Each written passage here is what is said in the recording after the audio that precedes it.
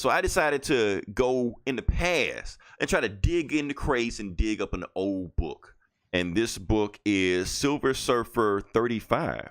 Like I said, Silver Surfer 35 was in March 10th, 1990. So just take Sounds about right. Yeah, sounds about right. So Eli, imagine yourself back in 1990, what you were doing and stuff like that, you know, reading Silver Surfer comics, stuff like that. So basically what this book is about, this is not the first appearance of Thanos in a Silver Surfer comic. It was the second appearance of Silver Surfer in the comics. The first time Silver Surfer and Thanos actually interacted with each other, because in the book before this, he just appeared in one panel that was in and left on a cliffhanger. So in this one, he's there, and Silver Surfer and Thanos are talking back and forth with each other. And Silver Surfer has never met this guy before, but he remembers hearing about him from the Avengers. And the Avengers was saying, okay, this was like the worst guy they've ever gone up against. Like, he was a monster. Every time he came down, there was a war when he came, you know, sending his armies. But Thanos is just having a nice conversation with Silver Surfer. So we're like, okay, something's not adding up here. This guy's supposed to be like evil incarnate. So I'm just going to just relax and just wait for him to make the first move and see what happens. And Thanos is like, Silver Surfer, I want to tell you exactly what my plan is right now. I want you to hop onto my space chair. You know, that little chair he flies around in all the time and shit like that. Come to my chair and I'm going to just show you exactly what my plan is. So he hops on the chair and he teleports to Earth. And the reason they teleport to Earth, because he's trying to tell me, he's like, I'm telling you with your Earth, Silver Surfer, because you're very familiar with Earth and you've been here because of time. So I want to give you an example of what's going on right now. Have you ever heard of the Great Imbalance? He was like, no. Well, basically what the Great Balance is that life and death are two sides of the same coin. One can't exist without the other. But take a look at Earth. You know, with Earth, you have science and you have all these, you know, great medical breakthroughs that are going right now. You have people living longer than they've ever lived before. Like, do you realize that out of all the people that have been born on this planet, over half of them aren't alive right now on Earth? And so it's like, okay, what's your point?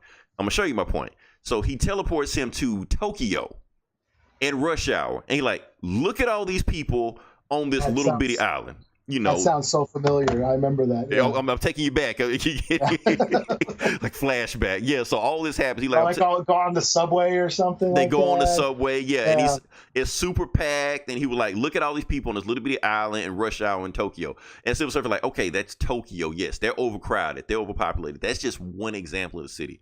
One example. And then he teleports him again. He teleports him to a landfill in the United States. He was like, let's go to the United States. Do you know how many people leave waste in the United States? They dump 2 tons of waste per year in the United States. Just garbage. Then he goes to a landfill so far as the eye can see. Just waste is everywhere. And the people in the United States don't even care that they're leaving all this waste, because all this waste they're doing is actually destroying the environment, because it's just waste. And then he teleports them to like a smelting pot or like a gas, you know, facility, something like that. And, you know, it's just polluting the air, toxin all over the place. Like, look at this. They don't even realize the stuff they're doing to their own planet. They're killing themselves and don't even realize it.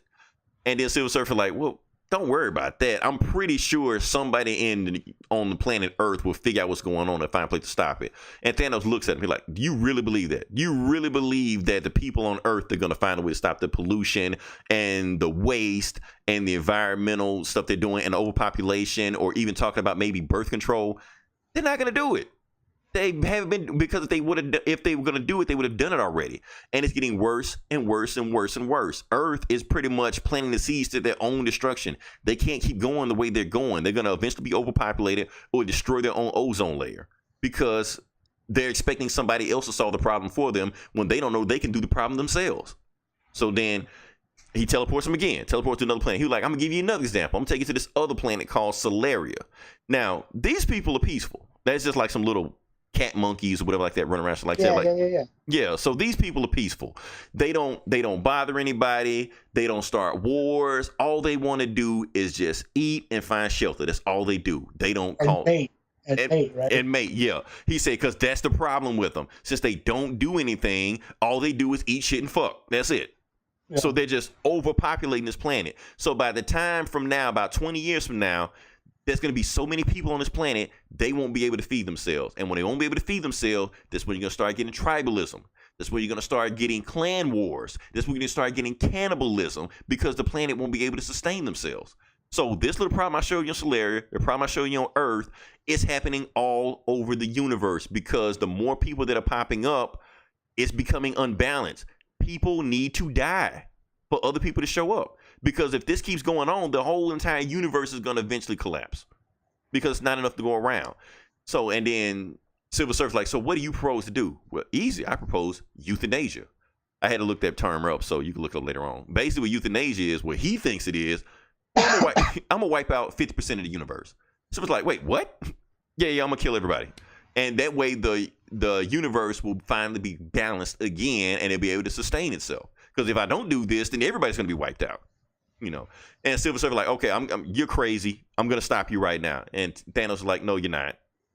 Because that planet we just went to, Solaria, you took some of that bacteria from Earth and gave it to them.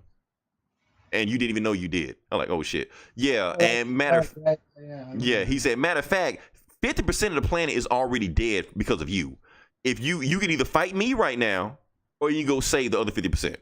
And so Silver Surfer like, oh shit. So he hops on his board, go to the planet. He used his Silver Surfer power cosmic to like heal the people that are still there. But the thing is, the people that are still alive, they hate him because they know that he's the one that killed half the planet. So, and that's how the book also ends with Drax the Destroyer popping up, some shit like that. But anyway, that's how the book ends. So I think that actually paints more of a picture of what Thanos was planning in Avengers Infinity War than Infinity War gave us. Because I think this plan was kind of murky and not really fleshed out in the movie. But like I said, according to this comic book, it's exactly taken from that. People are saying that one thing, like, why don't he just expand more resources? Why don't he make the universe bigger? That's not improving that's not improving his plan. Because if you make more resources and you make the planet bigger and you make more people, that means there's more waste. That means there's more damage to the environment. That's actually making a bigger problem than it was before. Now, according to Thanos' plan, I'm not saying, Thanos was right, but I'm just saying. He is insane. Right, he is insane. But you can kind of see where he's coming from, that yes, people need to die to make room for other people. If the other people don't die and other people are coming, that creates a problem. Yeah. So yeah, I can see what they're saying. Like people saying make more resources. The resources thing won't work. Death is a natural part of life. Extending our life, it actually is making everything worse for everybody. So that's my whole thing about that. I think that after listening to that, I was like, Thanos kind of has a point. But I just wish the movie would have fleshed out a little bit more and brought you to your point from there.